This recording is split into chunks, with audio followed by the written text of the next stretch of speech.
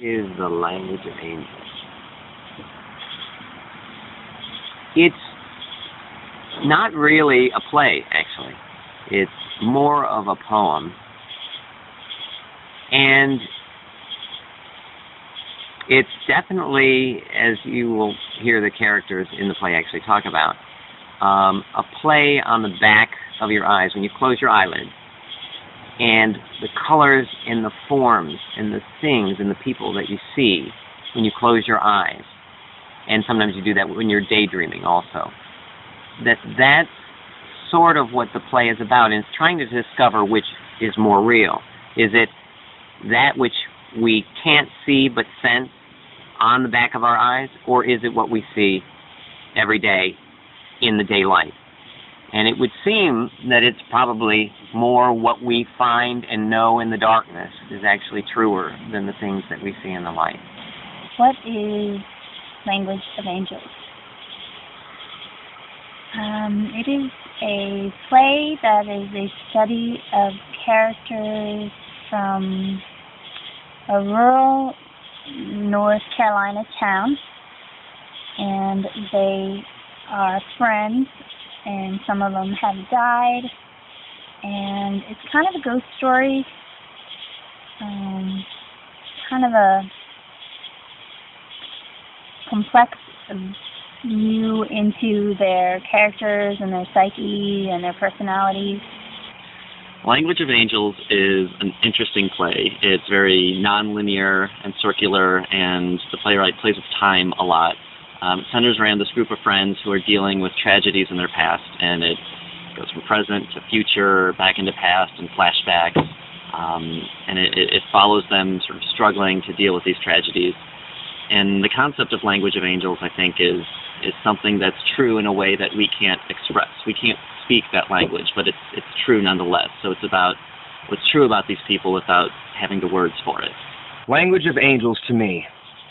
Language of Angels, it's like a montage of kind of ghost stories, I guess you could say, of this group of friends who have grown apart from each other over the years after one of the friends passed away, kind of a mysterious way. No one really knows what happened with her. But it's just how that event has affected each of the characters throughout the decades.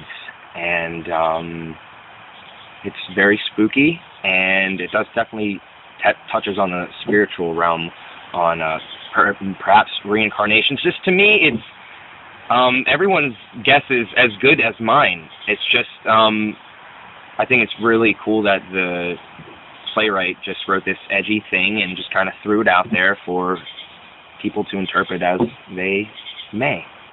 Language of Angels is a play based on a group of friends and their past. They're all camping, going to caves, and a girl gets murdered. You don't know who it is, and the play progresses and flash forward, and it flashes back and tells the story of everyone's trials and triumphs, and it basically just goes through everyone's emotions and who did it, who didn't do it. Language of Angels is a unique show about a lot of folks coming together, trying to solve a series of bizarre disappearances, and ultimately, I believe, a murder. With a lot of different characters, a lot of different personalities coming out. Terrifying and sad. Language of Angels means to me, the show itself, I see it as a true ghost story, which is rare to see done live and on stage. So, with no further depth or anything of that nature, that's pretty much what I see it as, and what it means to me is a true ghost story in the heart of true America. I believe that Language of Angels is a show of life and death. It shows us the cycle of which we live and we die, and it shows what happens in between life and death, what the thoughts that we evoke, and how it really makes a difference in us. And at the end of the show, you get a deep meaning of how death affects people.